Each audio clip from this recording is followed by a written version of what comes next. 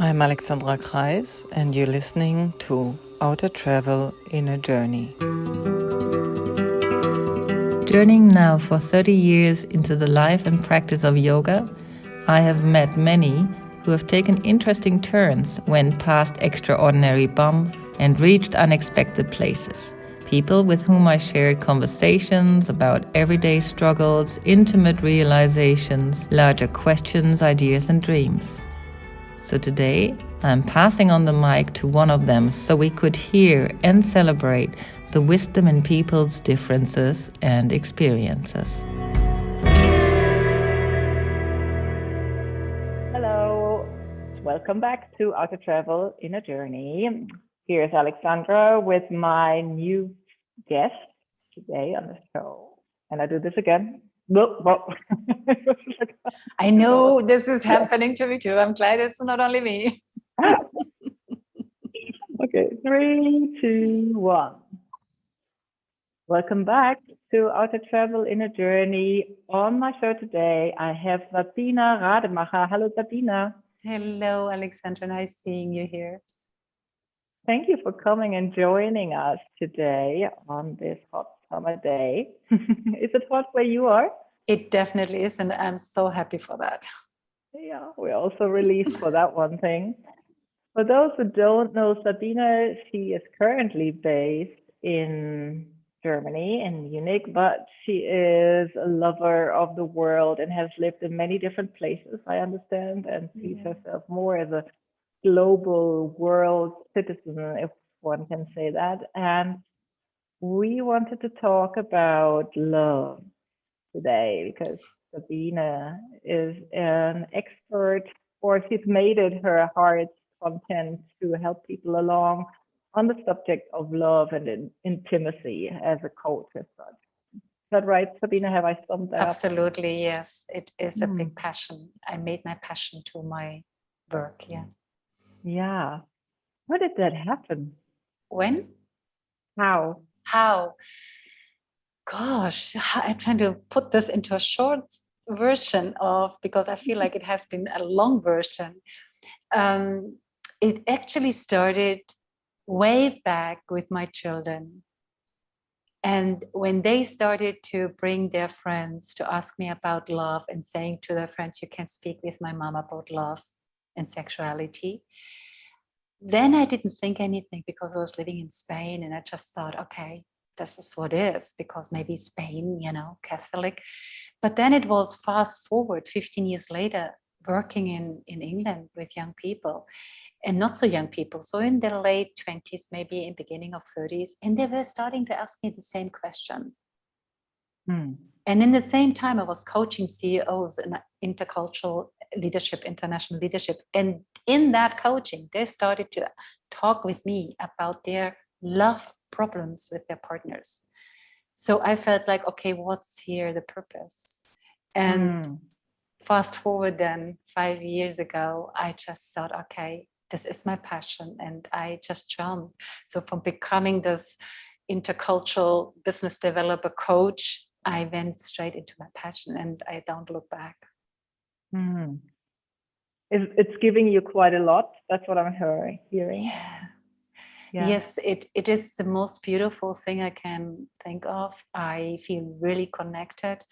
For me, it is the deep belief I always were holding is we don't make peace on this earth until we make peace among the gender. And it's not happening yet, but every time I can coach a couple, every time I can support an individual in finding self-love to understand how to do the relationship better, I just feel the joy when they wake up. It's like really an awakening.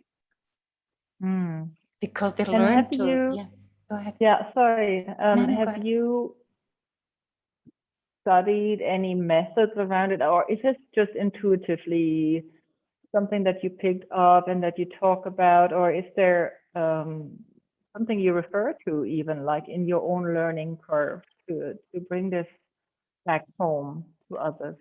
I think it's a mix of everything, Alexandra. I have done so many courses, also I'm a coach and an official accredited coach from the Association of Coaching in UK. But all my life I have done work on myself constantly, constantly. And I have been a kind of a coach for consciousness for many, many years in America. And I have learned with many different people, Brené Brown and the victim triangle consciousness, and many other Diana Michael Richardson. So that's more in the tantric direction. So I have learned with so many people. I don't even know whom to name right now, but in the end, I think it was also a lot of experience, own learning, and the more I started doing it, I feel there's something coming through me. It always hits a nail, and I don't know where that comes from. So I also feel like there is something I'm given. It may sound strange to some people, maybe. For me, it's just a logical continuation of something which I heard, because I listen a lot to what comes in my meditation. And some years ago, almost 10 years ago, I was told one day you will speak in public about love and sexuality. And I was like, what? And here I am 10 years forward. So I trust that. I trust that. It's very hard to pick up from where we can go there. It's not hard, but it's like there's so many routes we could go with this conversation right now, because for those of us who've been on the spiritual path like you for a while, we do learn more and more that love is what people call God, in the religious old tradition fashion way, that love is the base from where we come. And for somebody who might not, be as long on the path, but is interested, that might sound a little bit, as you said, like a little bit off-putting or whatever it is, because we do understand that other people talk about Allah, God, you name it, but we are not connected immediately with that. There might be a formula to it. But yes, I feel what happened lately, if we want to go and talk to the part of the audience that is familiar with spirituality, I also have the strong premonition that love is coming through much, like much faster, and with an urge of changing the world, and so I'm not surprised we're talking about it. It's just another aspect of healing to me when I think about love, and intimacy. And most of all, as you said, the work you did for yourself, connecting with yourself is the first step that many of us have done, and finding now the rewards of it, by feeling we can trust this path a little bit more. But may I say something here, Alexandra? Because I totally agree with everything you say, but the subject love is in the mainstream everywhere. Just look around. We all want love. We're all desperate for love. Look at the huge business about love. I mean, it's amazing how we get sold about, love songs, love books, love everything. And everybody wants love. It's one of the biggest wishes a human being has. We want to belong. We want to be loved. Yeah, and I'm glad you're saying that, because that gives me, that to me is the other side of that. Other people may say, yeah, of course, love is great, but we're talking about how would you say that, the monetized version of love, that kind of everything that seems so rosy, and we know love through these little impulses, the butterflies in the stomach if you fall in love. And so we can relate to all the stories, the romantic comedies, whatever you want to call it, and however you want to purchase it, and most of us know that, if we give to Valentine's a gift of chocolates, it's more a symbolic thing that has nothing in the first place to do with what the two of us want to talk about here right now. So, from your perspective, as in coaching love and intimacy, what are you coming across? What are people struggling with? Well, like we do it all, don't we? We sabotage love. And the sabotage is coming because I believe, and I have experienced it in my own body, I have experienced it nonstop around with all my coaches, is because we go into a relationship with a lot of expectations. It's like going with an empty shopping chart into the mall and say, okay, give me. And that doesn't work, because you know what it does do to you. If you would be my partner and I would just go and say, Alexandra, I want this, give me. One day would say, hey, backing off. Because love is, that's what I always say, love is never demand. Love is a gift. It's a state of being. And it starts with myself. So if I don't love myself, nobody can ever love me. Of course, we hear that. It's not my words. We hear that everywhere. It's not based on my wisdom, not at all. Of course, I had to learn it myself. Of course. Yeah, because we all get educated in a way from our parents from very small on that we feel like we're not fully loved. And we take that piece and we hook on it, and then we stay on it until we unhook it. So that not being loved fully authentically, not because of course there's a variety of, some parents are really abusive, and I'm not even talking about that. I'm talking about normal parents who do their best. We all make someday a mistake that the little one is then believing I'm not loved authentically as I am, because as a parent I shut the child down, or I made him or her wrong, or whatever. So that feeling stays. And that feeling is something in my coaching, which I look at it as well, because it needs to be worked through to understand, oh my God, that's where I got hooked. And to release that. I totally agree. And it's not, it's the upbringing, it's not even the parents. We're not pointing, but it's the upbringing, and it's that kind of shadow work that Carl Jung refers to. Somebody spoke about it in terms of we are gifted with a castle when we were born, and the castle has many, many rooms with many, many different things in it. And bit by bit, we close those doors to different gifts or expressions because somebody might have said something that makes us question that. And and it means at that moment we close parts of ourselves. That's what I'm hearing you kind of totally say. agree. And thank you for mentioning Jung. Exactly. And of course it's the upbringing, but it starts with our caretaker, whoever are the caretakers. So maybe not the parents, but whoever are our caretakers. And then of course it rolls out.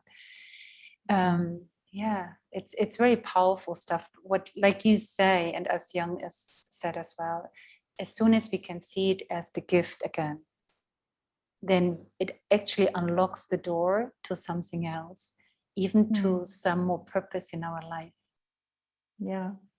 And that's, I think we all have that gift we've been given. We just need to remind ourselves and come back to it, instead of riding on this victim consciousness, in this case of my parents or my caretakers or whoever has done this to me. And then we get triggered every time it repeats, because of course it's still there. We just shuffled it into the background, but it's still there. Yeah. It's about reclaiming yourself, isn't it? In that way, kind of loving yourself, reclaiming yourself, not being afraid. And the other word you mentioned is of intimacy. And I think that has become a word that's very kind of loaded for women with fear, in the light of Me Too and the rising feminism, the new feminism that is rising alongside with it, where we're not back with Alice Schwarzer here, in Germany. She was very famous at the time. And it's not about that purple power or whatever it's called in English, but it's more about how can we just be who we are and respect that we are who we are as women in our own expression and intimacy, and with all the beauty that we bring to the world. So that's what the word triggers in me. But maybe you can explain a little bit more from your context, because you're deeper in the subject. than I am. Yeah, I mean, this is absolutely right. There's so much fear still from women to really go deeper into their power. And also they have the expectation, of course, the man needs to know how intimacy really works. And that's not going to happen. I feel it's totally the opposite. So if you look at history and you look at the history before 7,000 years, before we got into the patriarchism, women were standing in their power and they were leading men to the intimacy. They knew, and the man, of course, listened.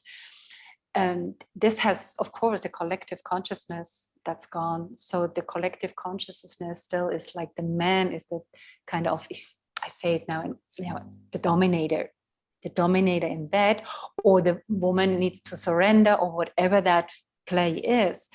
The play is still working out, because I was interviewing young women in Barcelona in the streets. I was just walking up to them and had a curious question saying, do you fake orgasm? And they were all giggling and saying, of course. And I said, well, yeah. They were saying, of course. Like, why would you not? like totally surprised. And they were all around 17, 18, because I was really interested in the young people. And I said, so why would you do that? And they said, well, how do you say, it's kind of saying kindly to them, he's not doing it, or just, I don't want to continue and he's doing it so badly, so just finish or fake it. And when I asked them, so why don't you just say the truth? So you help him to understand, what you really like. But do you know what you really like? And they were puzzled about this. And I said, well, if you continue faking, we just continue the consciousness of men would never believe that you fake, because afterwards I interviewed the men in the streets, and we just continue the lie instead of helping them to wake up and to really feel our power and listen what we want. And of course, you ask a man, and what do you guess what the answer is? What did you ask the men? Do they fake the orgasm? They can't. I mean, no. Do you believe that any woman ever faked an orgasm on you? They don't think they do. No, they don't think. Yeah, they think it's true what we're doing, right? Yeah. And I can understand that, because they get their validation of wanting to be the best lover, and that's what thrives intimacy still, because I feel like instead of being in full presence, they're in the head. And for me, I actually made a podcast once and I got a lot of kind of what? I feel like as long as we're not in presence, in intimacy, it's like a rape. And that's a strong word, but it's true. It is true. If a man is in his head about what he needs to do, how to reach an orgasm, how to make her orgasmic, I mean, where on earth is he? He's not present with woman, and woman feels that, and that's what she resents.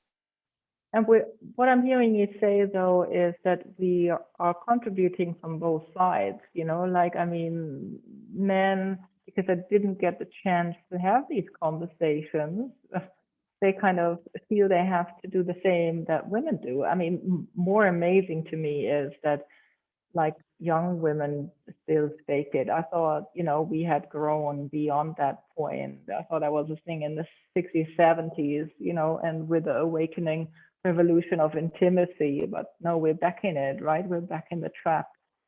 I don't know if you're back or if you're still in it. That's the question. That's the question, yeah. That's the question. But I feel it's just, again, the conversation of love and intimacy and sexuality is still such a taboo.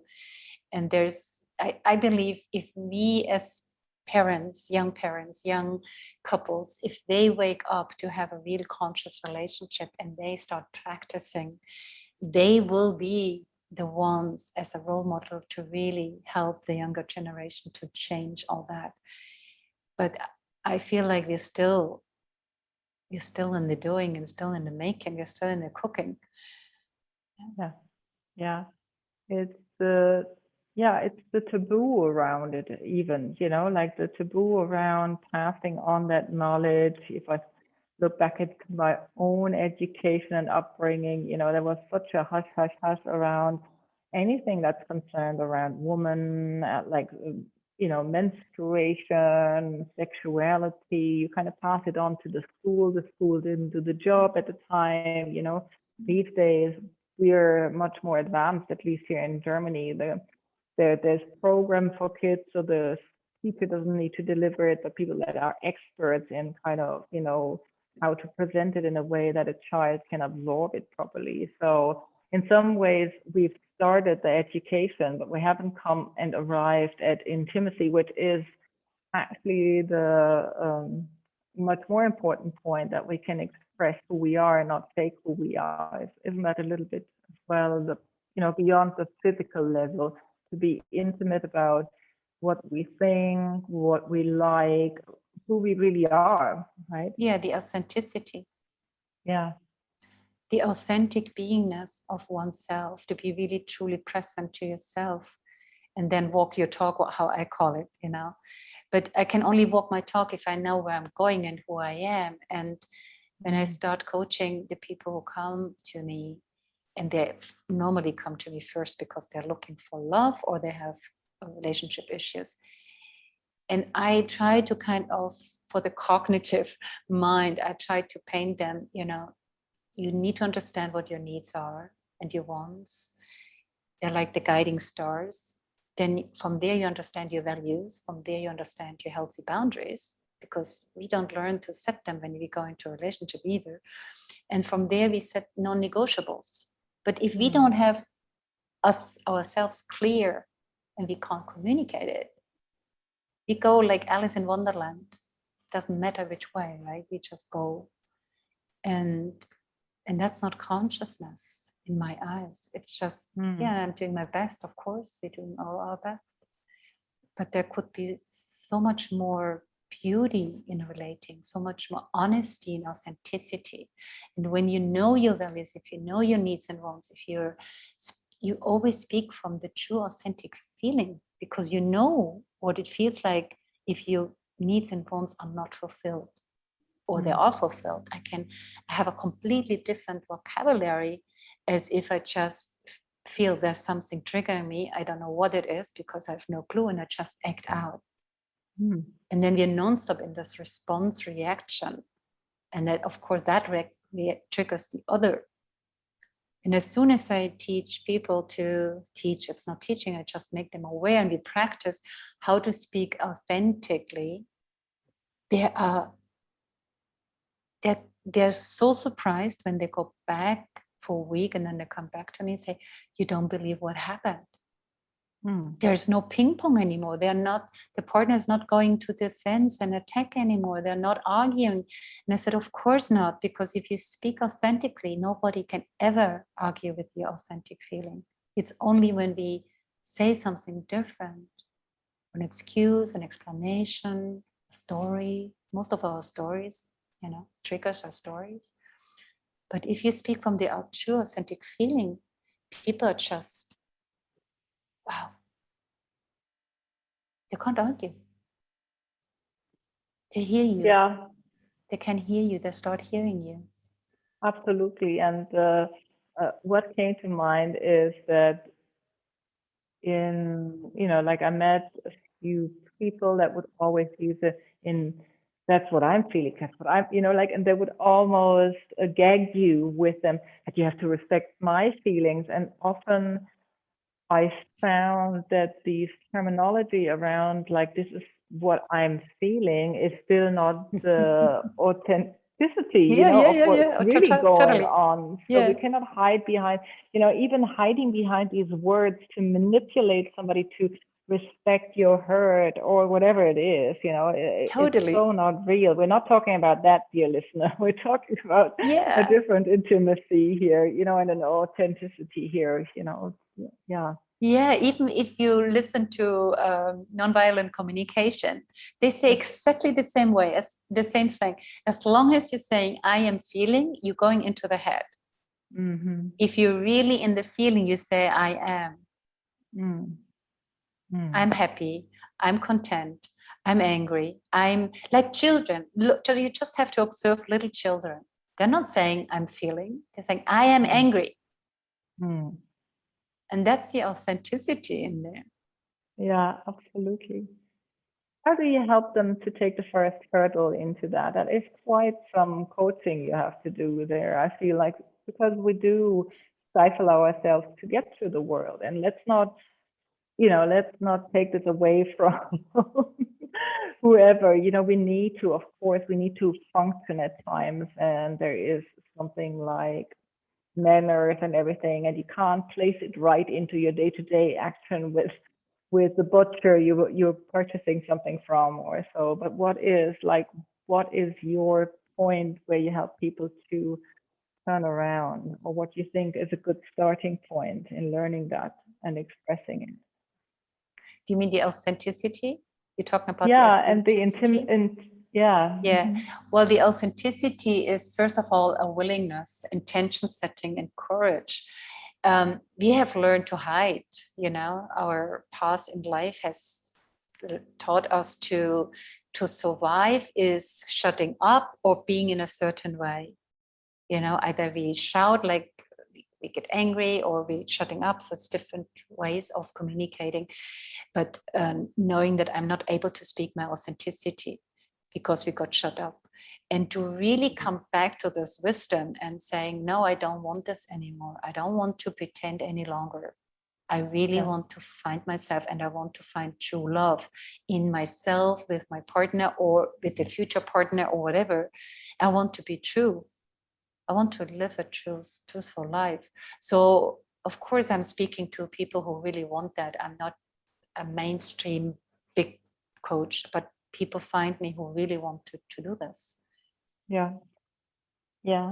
And another picture that came while you were talking is that a lot of women, I don't know whether you deal more with women or with men or with couples, but I have a lot of women around me most of the time. And what I noticed, there is a tendency of reversing things, like I'm powerful and therefore you're afraid of me, but I think that's not the truth, because as you say, like when you're authentic, then or do you think men are then afraid of women who are authentic because they seem to kind of ooze wisdom and sexuality or anything?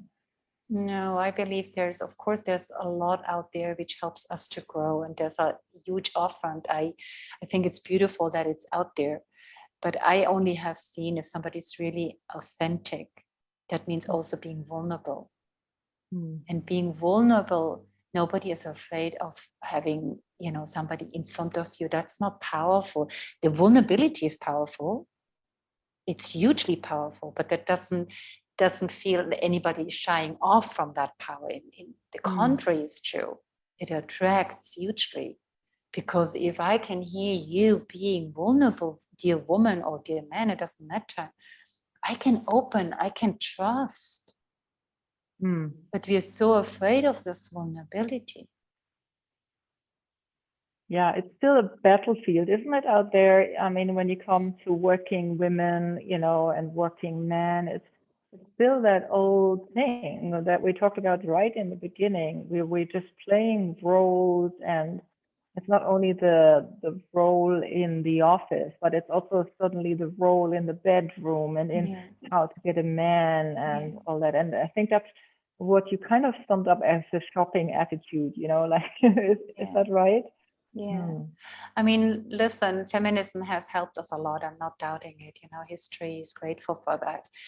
But for me, the true feminism is a gentle power. It's not the copying the masculine to do it that way.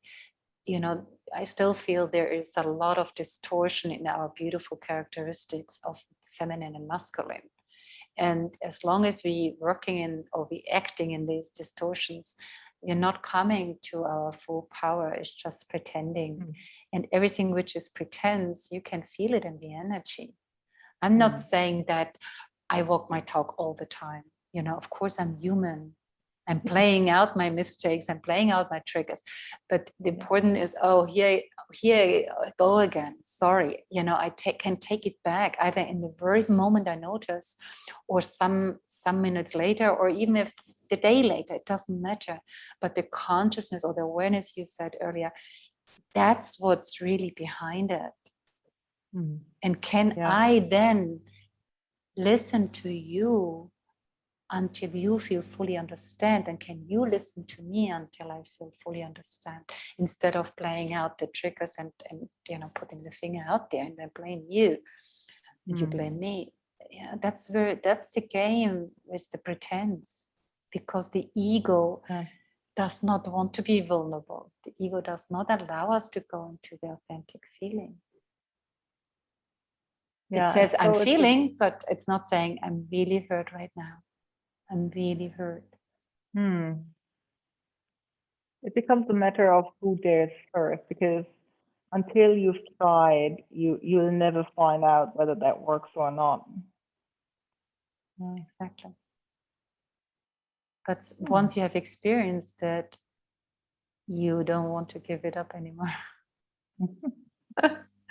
And that's the beauty of the couples I help with. And of course, it's a continuous growth. I mean, I think we're here, as long as we live on this earth, we're growing constantly, isn't it? Yeah. And you said a while back, you mentioned teenagers and younger people that get closed off. And what is your biggest hope or vision around that we can be intimate in a sense of authentic, with children, as parents and maybe as tutors, teachers, whatever, caretakers, do you have a vision, a wish, or however you want to formulate that? Well, a wish I would have is that we become aware what porn does to our youngsters and to our relationships. I don't know hardly any couple who the man is not initially important until they understand what the energy is doing to them and to the couple and to the relationship and to the family. Once they understand that, they normally don't watch porn anymore, and they become present to what is. And I wish, that's my wish, my biggest wish, that we would all wake up. I'm not saying to forbid anything, so that's stupidity, because the more you forbid something, the more attractive it is. It's just one version. It's just like, we have all these possibilities in life, don't we? And it's just one version. If you want to choose it, go ahead, but be aware there is another possibility which gives you maybe so much more union and intimacy, which we all long for, this union of male and female, and sometimes even homosexual partnership, or any other partnerships. I'm not saying no, it's necessarily just the hetero, but the union of two bodies together and feeling this deep longing fulfilled is absolutely beautiful whenever you really have experienced it. And we all long for that. So porn or fantasy world or having a quickie, or you just do it, play it. It's like a play, isn't it? But no, there's also a different version. If you want to choose whatever you'd want to choose, but know that it's here. And what makes my heart sing is, again, being with the youngsters, 15, 16, and the girls feel like they watch porn too, by the way. And they feel they have to behave like that to get a boy. And that's very sad. Yeah, when I think of porn as such, for youngsters, I'm not sure if you mean the real porn with real people, but I think the whole cartoon world these days is full of it, like the upthriving cartoon world of mangas. It's like all voluptuous, like fully on women that do the same old stuff all the time, bend forward, but be in your power. But being in your power is something completely different as a woman, as you said, like with the vulnerability and the creativity that we own, and the gentleness, and just being the tease, and I don't know, and the warrior. So Yeah, that the true power is that one. But I'm not saying you can be truly powerful in yourself and just take on for a day or for some moments in your life or whenever to play that role. We're consciously, okay, I'm playing now this role. I want to bend forward and be that, but not because I want to please, not because out of I want belong, I want love, and I do it so I'm a great sexy person. That's where we're not in our power anymore. And that's the influence all this kind of variety of porn is doing to our young people. And they can't go anywhere to ask about it and speak about it. And that's the sadness. Where do you notice that young people are getting access to porn? Is it the internet, or what is it? It's if you will be surprised, because the parents in school, of course, they asked us, how do they, there's millions of ways. Even if they don't have a mobile phone, they have friends they told them of, or they have phones. I mean, it's like the drug issue where also parents are sometimes shocked, my kid wouldn't take drugs, and then they're maybe involved in stuff like that. It's nowadays they have access everywhere. And that's really sad. It doesn't have to be in the home of the family home, but they do. Yeah, so it's a different responsibility that you're exploring here, as parents, as people, as adults. The only way I can see is not the road of, for taking back all that, and kind of put a stop sign on it, but just really being in the position of having conversations, acting authentically, even if you're angry with your child or whatever, but if it comes from that authentic place, it comes from that place, and to make sure why you are acting in certain ways with your children and in front of your children. Exactly. And taking responsibility for your action, and also being able to say, I'm sorry.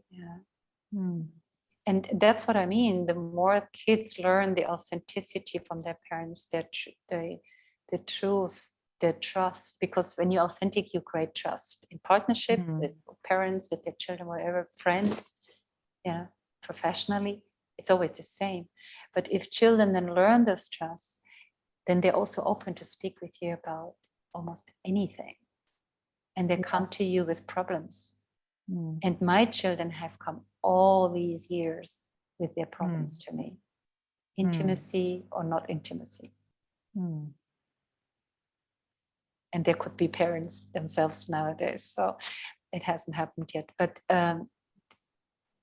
it's a beautiful path. I didn't do it consciously then. It was just what I did.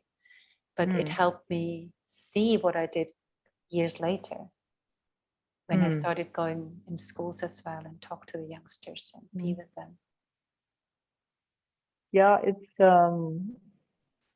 I mean, I have the privilege, of course, also to be a parent these days, and I noticed I was graced with that because my husband brought a kid into the family, and at a point where when I became the whatever mother, that extra mother, is because I didn't see her with all these entanglements. Oh, she slipped out of my body, and now I have to take care of her. But we're really trying to have this respect for each other as well, in the intimacy of noticing we're two human beings having a human experience, and I'm a bit ahead, and I've kind of taken on responsibility in a certain way, but the intimacy for me is in recognizing your child as a person in the first place, and not somebody who needs to be constantly protected or raised or pushed into a competition of becoming whatever,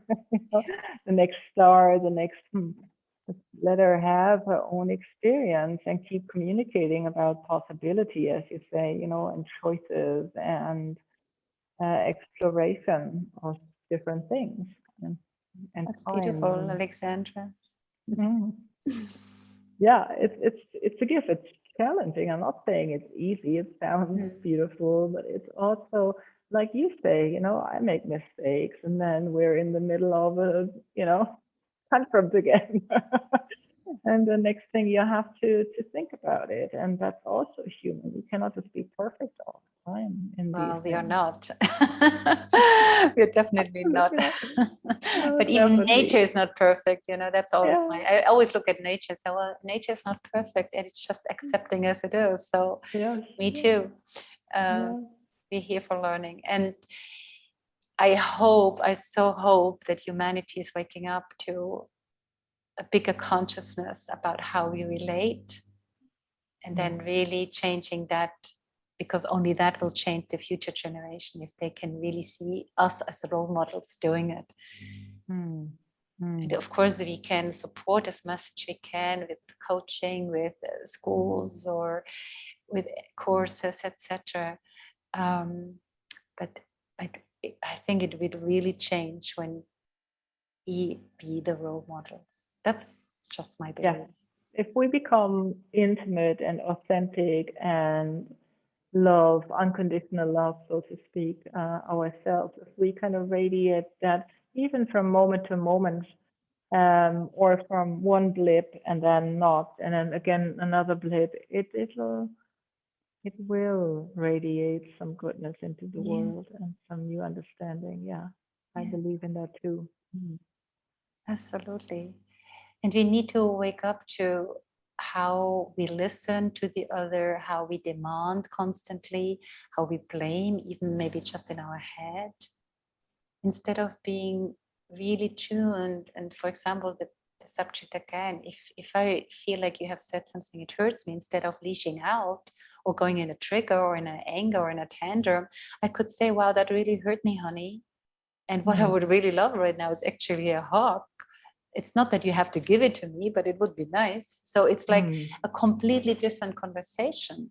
Yeah. It's taking Absolutely. ownership of what's happening in oneself. Yeah. Yeah. I think that's almost a very fine ending to this conversation. And before we do end, is there something that you want to leave with us, the listener, an invitation or a thought that has come up in you? Well, the invitation is to really step back into your little child, because that child will always guide you with authenticity. So reconnect in whatever way. If you don't know what way, then please connect me. I normally give these free meditations away. That's no problem. But feel your inner child again and let your inner child speak the authentic feelings, not what your mind thinks it feels. Yeah. If you want to be guided, you find Sabina's information, website, etc., whatever you want to link into. Facebook, she is everywhere as usual.